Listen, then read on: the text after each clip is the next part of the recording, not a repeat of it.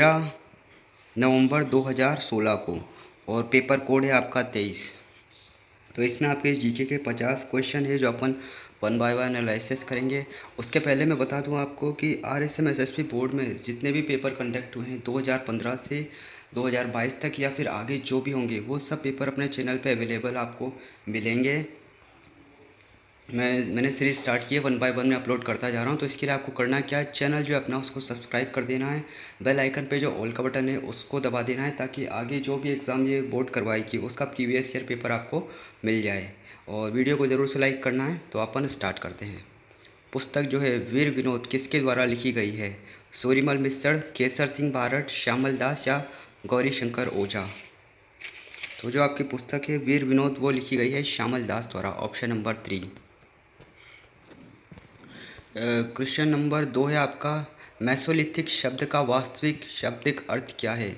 मध्य पाषाणकालीन युग, मध्य पुरापाषाणकालीन युग, उच्च पुरापाषाण काल, निम्न पुरापाषाण काल? तो इसका शाब्दिक अर्थ क्या होगा? मध्य पाषाणकालीन युग, ऑप्शन नंबर 1 मेसोलिथिक शब्द का। प्रश्न नंबर 3 है आपका, निम्नलिखित में से कहाँ के शासकों द्वारा रावल तथा महारावल की उपाधि ग्रहण की गई थी? जोधपुर, डूंगरपुर, कोटा, बीकानेर? तो डूंगरपुर के जो शासक थे उनको रावल और महारावल की उपाधि दी गई है। कोटा राज्य का संस्थापक निम्न में से कौन था? ये क्वेश्चन रिपीट है, ये प्रीवियस ईयर पेपर में भी आ चुका है। राव मुकुंद सिंह, राव माधव सिंह, राव रतन सिंह, झाला जालिम सिंह? तो राव माधव सिंह जो कोटा राज्य का संस्थापक है। ये क्वेश्चन 2 से 3 पेपर में रिपीट हो चुका है। निम्नलिखित में से किस मुगल सम्राट ने सवाई जयसिंह को राजेश्वर की उपाधि से विभूषित किया? मुगल सम्राट का नाम बताना है जिसने सवाई जयसिंह को राजेश्वर की उपाधि दी थी। औरंगजेब, शाहजहां, बहादुर शाह या मोहम्मद शाह? तो जो मोहम्मद शाह था उसने सवाई जयसिंह को राजेश्वर की उपाधि दी है। निम्नलिखित जोड़ों में से कौन सा सही मेल नहीं है? आपको बताना है। राणा प्रताप सिसोदिया, राजा मानसिंह हाड़ा, ये उनकी जातियां हैं। हाड़ा, सिसोदिया, राठौड़, गुहिल, ये सब जो थे हिस्ट्री में उन सब की जातियां आपको मैच बताना है। यशवंत सिंह राठौड़ और महाराणा हमीर गोहिल? तो आपका जो राजा मानसिंह है वो हाड़ा नहीं है, मानसिंह आपका चौहान है। यहाँ कुछ युद्ध की सूची दी गई है जो कि मध्यकालीन राजस्थान में लड़े गए थे। आपको इनको अरेंज करना है। सबसे पहला कौन सा, फिर दूसरे पे कौन सा, फिर तीसरे पे कौन सा और चौथे पे कौन सा? तो देखो आपका सबसे पहला जो लड़ाया गया था तराइन का प्रथम युद्ध था, दूसरा आपका खानवा का युद्ध लड़ा गया था, तीसरा समेला का और चौथा बंटवाड़ा का। तो ये आपका अरेंज है। निम्नलिखित स्थानों के आगे उनसे संबंधित किले दुर्ग के नामों से कौन सा युग में सही सम्मिलित है? आपको बताना है कि किले का नाम है और उसके ज़िले का नाम है, कौन सा सही है? जैसलमेर, मेहरानगढ़, ये गलत है। जोधपुर, जूनागढ़, ये भी गलत है। शेरगढ़, कोशवर्धन, ये सही है। और बीकानेर, सोनारगढ़, ये भी गलत है। सोनारगढ़, जैसलमेर, ये आपका ऑप्शन नंबर जो 3 है वो सही है। शेरगढ़, कोशवर्धन, 12। संत पाबूजी के शिष्य मुख्यतः कहलाते थे रेबारी, जाट, छिपा या गुजर? तो पाबूजी के शिष्य रेबारी कहलाते थे, ऑप्शन नंबर 1। प्रश्न नंबर 10 है आपका, राणा कुंभा को निम्नलिखित वाद्य यंत्रों में से किसमें दक्षता हासिल थी? सितारा, गिटार, वीणा और सारंगी? तो गिटार तो है वो तो होगा नहीं क्योंकि गिटार तो अभी आया है। और वीणा जो है ये आपका सही आंसर है। वीणा में राणा कुंभा को दक्षता हासिल थी और वो एक संगीत राज भी हैं राणा कुंभा। कोटा चित्रकारी शैली की विषय वस्तु मुख्यतः है हाथियों की लड़ाई, लड़ाइयों के दृश्य, शिकार के दृश्य, दरबारी दृश्य या उत्सव दृश्य? तो जब भी कोटा का प्रश्न आए तो शिकार के दृश्य आएंगे। और शिकार के दृश्य कौन से? महिला को शिकार करते हुए दिखाया गया है। और अगर बूंदी की बात आए तो पशु पक्षी के चित्र। प्रश्न नंबर 12 है आपका, सूची 1 को सूची 2 से मिलाना है। तो ये जो है कुछ संत हैं और ये इनकी जिले हैं। तो इनका मैंने आपको अरेंज दे रखा है। देखो शेख हमीदुद्दीन नागौरी जो हैं ये आपके गागरोन के हैं। मौलाना जियाउद्दीन ये आपके जयपुर के हैं। शेख नज़मुद्दीन ये आपके फ़तेहपुर के हैं। और शेख बाबा इसहाक ये आपके खाटू के हैं। ठीक है, मैच द फॉलोइंग क्वेश्चन थे ये। निम्नलिखित में से कौन जल दुर्ग का उत्तम उदाहरण है? कोटा, अचलगढ़, गागरोन, शाहबाद। ये ऑप्शन जो है एज इट इज़ पेपर में आए हैं, क्योंकि कोटा कौन सा जल दुर्ग है। ठीक है, गागरोन ऑप्शन नंबर 3। तो जो एज इट इज़ जो क्वेश्चन ऑप्शन में दिए गए थे पेपर में, मैंने वही ऑप्शन दिए हैं आपको, और जो आंसर की है, ये फाइनल आपका रिजल्ट आता है वो आंसर की है, बिल्कुल वैलिड। एक शासक एवं संत पीपा किस स्थान से संबंधित है? इसमें संत पीपा के बारे में पूछा गया है, जो पहले एक शासक थे, यानी कि राजा थे, बाद में संत बने। उनका स्थान पूछा गया है। वो आमेर से थे, वाराणसी थे, जायल से थे या गागरोन से थे?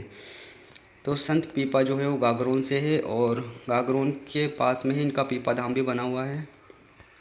15वां जो प्रश्न था वो बोर्ड द्वारा डिलीट कर दिया गया है। 16वां प्रश्न है आपका, सीताबाड़ी का प्रसिद्ध मेला किस जिले में लगता है? कोटा, बाड़मेर, बारा, चित्तौड़गढ़।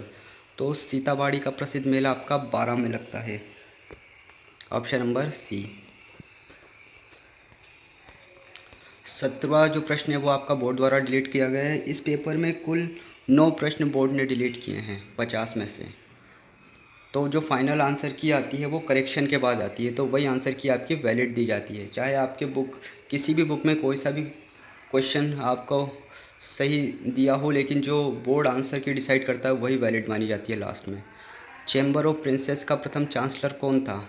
महाराव भीम सिंह, कर्णिल सिंह, गज सिंह या गंगा सिंह? तो ऑप्शन नंबर 4 गंगा सिंह। 19वां क्वेश्चन जो है बोर्ड द्वारा डिलीट किया गया है। 20वां प्रश्न है, भरतपुर एवं अलवर में ब्रिटिश ईस्ट इंडिया कंपनी से संधि की थी। भरतपुर और अलवर ने सबसे पहले ब्रिटिश ईस्ट इंडिया कंपनी से संधि करने वाले ज़िले हैं, और इनका ऑप्शन है सितंबर नवंबर 1803 में, अगस्त अक्टूबर 1804 में, जनवरी फरवरी 1804 या मार्च में 1806। तो इन्होंने 1803 में की थी, सितंबर नवंबर 1803। राजपूताना एचईजी की स्थापना कब और कहाँ हुई? तो ये क्वेश्चन रिपीटेड है, पूछा जा चुका है प्रीवियस ईयर पेपर में।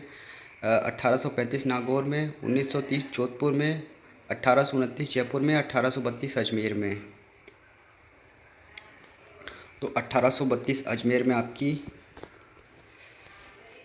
राजपूताना एजेंसी की स्थापना हुई। और जब अपना अंग्रेज़ों का केंद्र था अजमेर, सब जब अपना 18 एकाकीकरण होने के बाद, जब अपना और 1857 को जब अपना ये पूरा भारत आज़ाद हो गया था और एकाकीकरण भी हो गया था, उसके बाद भी अजमेर को सबसे लास्ट में छोड़ा गया। ये अंग्रेज़ों ने इसको अपना केंद्र बना के रखा था। दिल्ली के बाद अपने राजस्थान में जो केंद्र था वो था अजमेर। 22वां प्रश्न आपका बोर्ड द्वारा डिलीट किया गया है। और 23वां जो है, निम्नलिखित में से कौन सी घटना को महात्मा गांधी ने डायर के कृत्य से दुगना विभक्त कांड बताया है? जो डायर कांड हुआ था उससे भी दुगना। नींबू चूड़ा घटना मई 1925, चंदावल की घटना मार्च 1442, थोड़ी टाइपिंग मिस्टेक है, डाबड़ा की घटना मार्च 1947 और बर्डा की घटना जून 1922।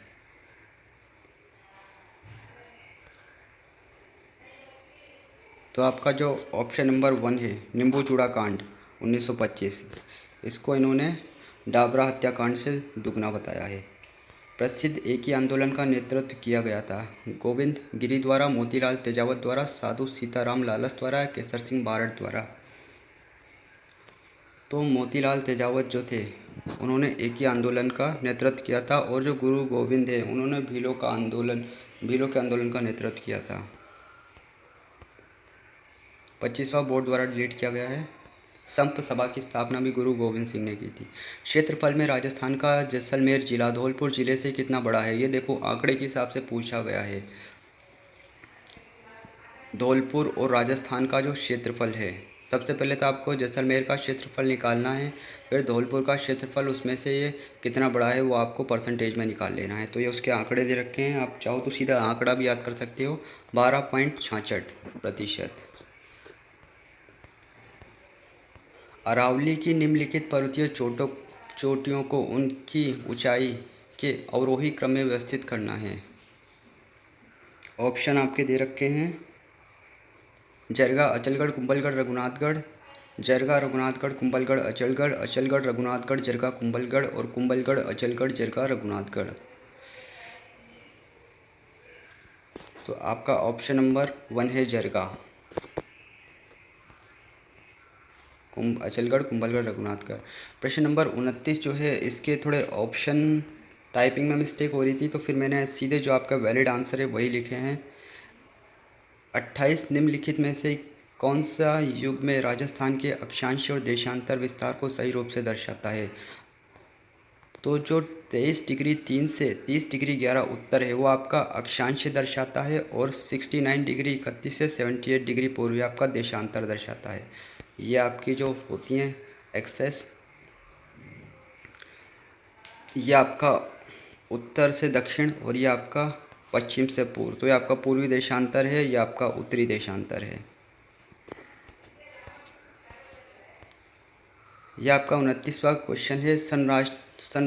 संरचनात्मक दृष्टि से राजस्थान के भौतिक स्वरूप के निम्नलिखित में से कौन सा ऊंचा वाच प्रदेश का हिस्सा है? 29।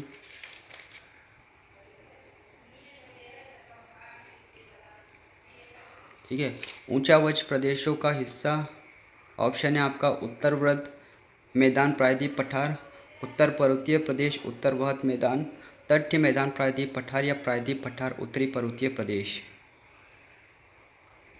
तो आपका जो उत्तर वृहत मैदान प्रायद्वीप पठार है ये आपका ऊंचावाच प्रदेशों का हिस्सा है। प्रश्न नंबर 3 है आपका निम्नलिखित में से कौन सा पठार अरावली पर्वत से संबंधित नहीं है? ऑप्शन ध्यान से पढ़ना, संबंधित नहीं है। लसाड़िया का पठार संबंधित है, उड़िया का पठार संबंधित है, भोराट का पठार संबंधित है। तो आपका जो ये है बागेलखंड ये आपका संबंधित नहीं है अरावली पर्वतमाला से। वह नदी जो राजस्थान में दक्षिण से प्रवेश करने के उपरांत पश्चिम की ओर बहती है और पुनः दक्षिण की ओर मुड़ जाती है। तो मैं आपको दिखाता हूँ, ये जो अपनी माही नदी है दक्षिण की ओर से इस तरफ से आई है, ठीक है, फिर ये ऊपर की तरफ नहीं जाती, फिर ये घूम के इधर अरब सागर की तरफ चली जाती है माही नदी। Option number 1। निम्नलिखित में से कौन सा युग्म सही सुमेलित है? आपकी परियोजना है और उनके राज्य दे रखे हैं। चंबल परियोजना राजस्थान उत्तर प्रदेश, एक राज्य और है इसमें, ऑप्शन 1 गलत है।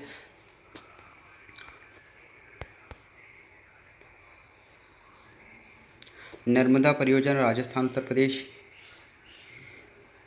ये भी गलत है, इसमें भी एक राज्य और है।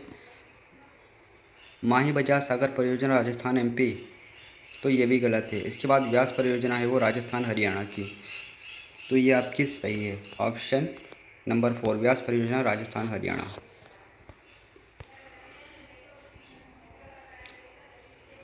बिजराल की पहाड़ियों से निकलने वाली खारी नदी निम्नलिखित में से किस अफवाह तंत्र का भाग है? खारी नदी के बारे में पूछा गया, बिजराल की पहाड़ी राजसंबंध, बंगाल की खाड़ी की, अरब सागर की, अनिश्चित अफवाह तंत्र की और आंतरिक अफवाह तंत्र की।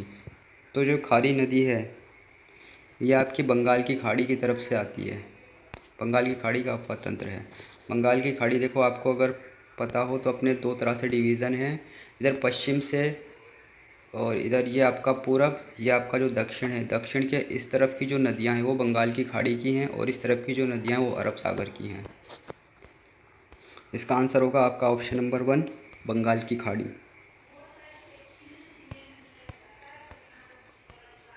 कोपेन द्वारा प्रस्तुत जलवायु प्रदेशों में से राजस्थान का कौन सा सम्मिलित नहीं है? ऑप्शन देख के आपको बताना है, सम्मिलित नहीं है।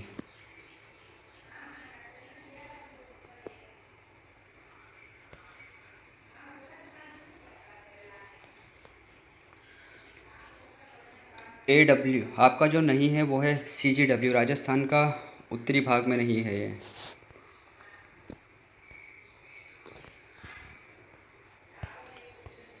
पैंतीस निम्नलिखित में से कौन सा युग्म सही सुमेलित नहीं है? ये भी ऑप्शन है, सही सुमेलित जो नहीं है वो बताना है। उदयपुर चित्तौड़गढ़ में लाल काली मिट्टी पाई जाती है, अलवर जयपुर में दोमट मिट्टी, श्रीगंगानगर हनुमानगढ़ भूरी बलुई मिट्टी और कोटा झालावाड़ में काली मिट्टी। तो जो आपका श्रीगंगानगर हनुमानगढ़ है वहाँ पे आपकी भूरी बलुई मिट्टी नहीं पाई जाती। मिट्टी पे बहुत कम क्वेश्चन देखने को मिलते हैं। 36वां जो प्रश्न आपका बोर्ड द्वारा डिलीट कर दिया गया है, और जो 37वां प्रश्न है, इंदिरा गांधी नहर के पूर्ण होने पर राजस्थान के कितने क्षेत्र में इसके द्वारा सिंचाई का लाभ प्राप्त हो सकेगा? तो 19.65 लाख हेक्टेयर में प्राप्त हो सकेगा। ये 2016 का पेपर है, आज की डेट में आंकड़े बदल चुके हैं।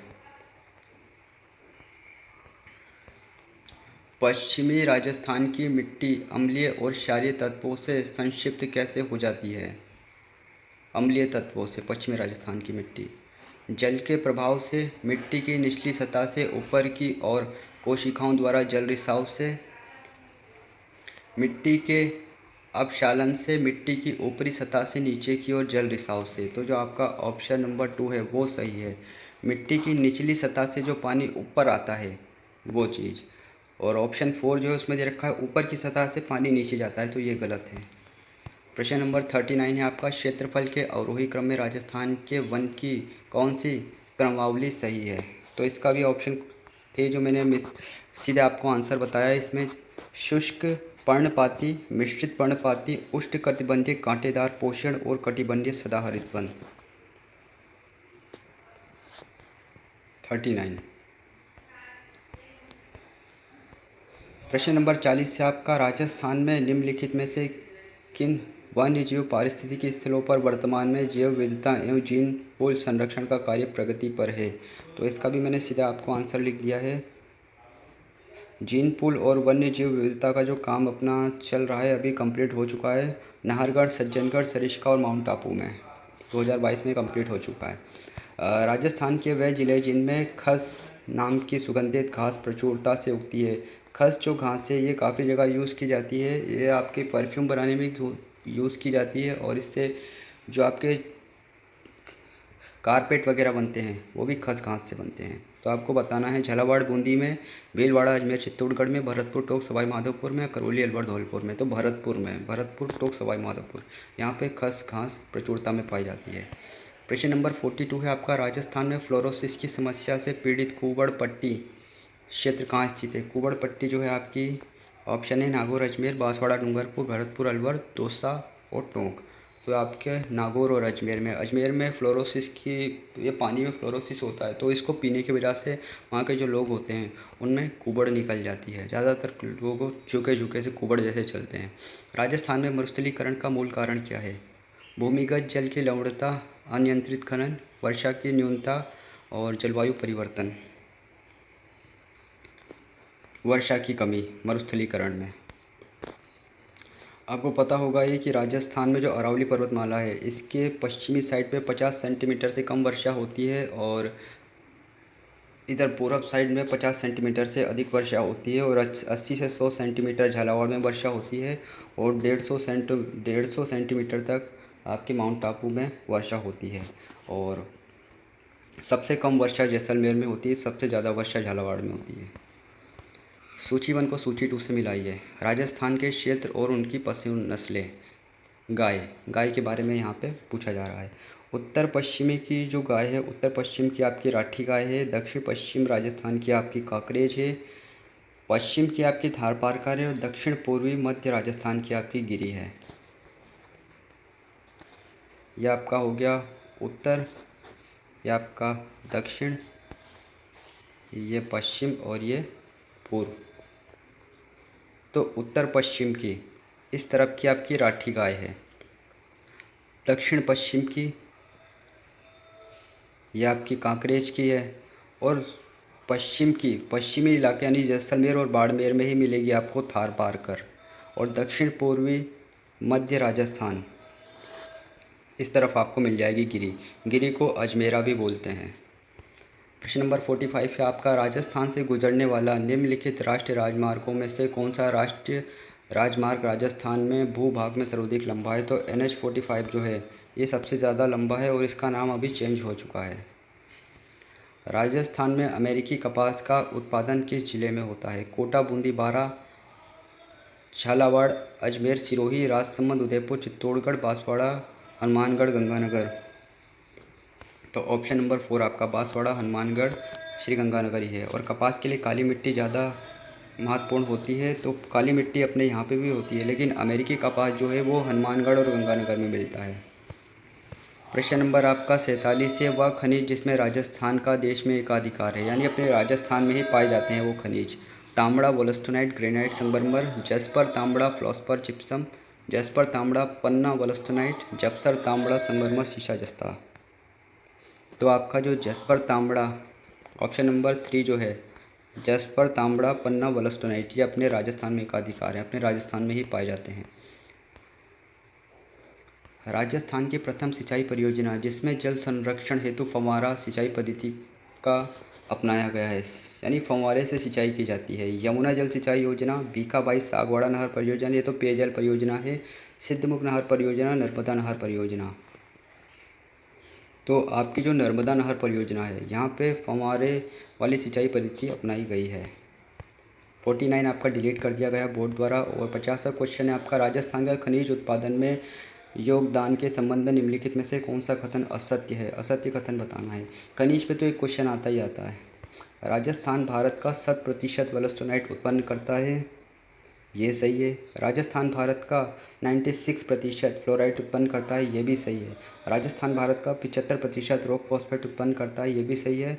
राजस्थान भारत का 90% जस्पर उत्पन्न करता है, ये गलत है। ऑप्शन नंबर 4 आपका गलत है, 90% नहीं करता।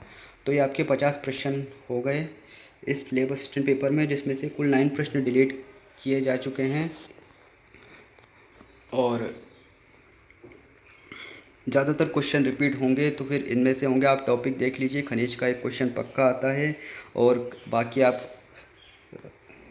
Previous year paper